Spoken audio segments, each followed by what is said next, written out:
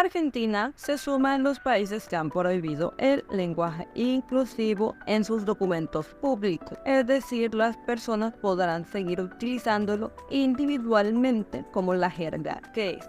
Javier Milei prohíbe el uso del lenguaje inclusivo a sus funcionarios en Argentina. Por favor, no se dejen llevar de quienes están diciendo que será prohibido para todos los ciudadanos. Aunque la directriz ya se había aplicado para el área de defensa, ministerio, fuerzas armadas y organismos descentralizados, Milei extendió la orden para toda la administración. Según indicó el portavoz presidencial Manuel Andoni, el gobierno iniciará actuaciones para prohibir el lenguaje inclusivo y la perspectiva de género, que en documentos públicos no tiene ningún tipo de cabida. Es la forma de hablar que están vendiendo algunas universidades gringas que intentan imponerlos al resto y que quienes la utilizan, muy en su mayoría, cada día están más elitistas e insufribles. El lenguaje que contempla a todos los sectores es la lengua castellana. No veo por qué tener estructuras.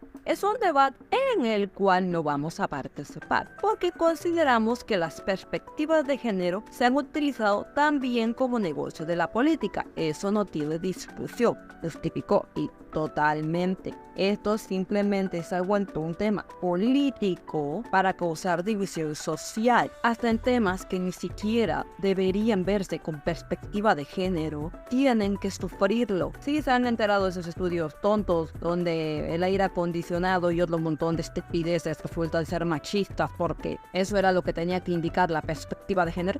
Así las cosas, los funcionarios argentinos no pueden utilizar la letra E, el arroba, la X para citar el género y evitar innecesariamente inclusiones del femenino en todos los documentos de la administración pública. Se llama economía del lenguaje. Mientras más te extiendes innecesariamente al decir algo, es inútil. Si puedes decirlo de manera breve, es mejor. Por ejemplo, yo creo haber comentado antes, cuando se han visto del todes, yo pensé que simplemente iban a decir así: todes somos tata, y no iba a pasar de ahí. No, dicen todos, todas, todes. Cuando ya el todas y todos me parecía tontamente redundante de siempre. Para el caso de las Fuerzas Armadas, las fórmulas como sargenta para las mujeres o soldate para identidades no binarias quedarán vedadas del uso oficial. Personalmente no les veo la necesidad.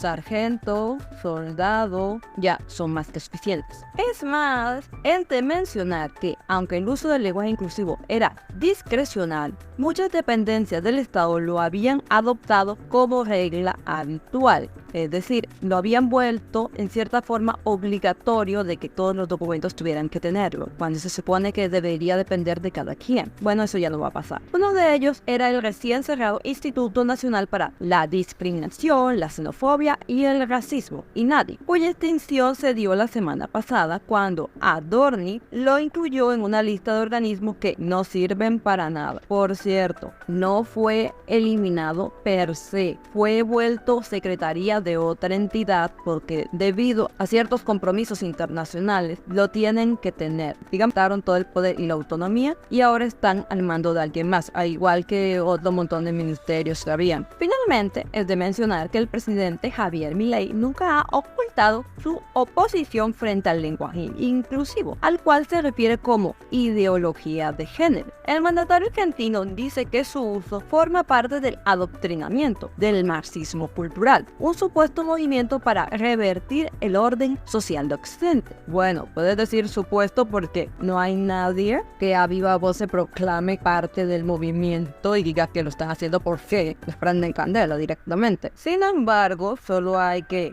notar ciertos patrones para llegar a esa conclusión. Demasiadas organizaciones supranacionales están en los países como Colombia tirando mucho dinero para presionar estos cambios y que se den estas medidas que supuestamente vienen de un grupito de gente que está marginada, pero que casualmente desde los estados se están viendo financiados. ¿Desde cuándo las revoluciones se dan desde el estado? Comparto yo aquí la pregunta de muchos. Por mi parte, y teniendo en cuenta que ya los documentos públicos son un lío, escritos bien, me alegra que ya no tengan estas cosas que dificultan la lectura y la comprensión de los textos, cosa para la que ya hay suficiente información, le gusta al que le guste. El país anterior que habíamos visto que lo había prohibido fue Perú, Chile con aún más anterioridad y así. Es muy probable que en los próximos años, si bien tal vez no veamos prohibiciones directas, sí se vea un mayor control, sobre todo en colegios y universidades. Las calificaciones de los alumnos hablan por sí solas. Por favor, déjenme qué opinan al respecto de estos temas. Chao.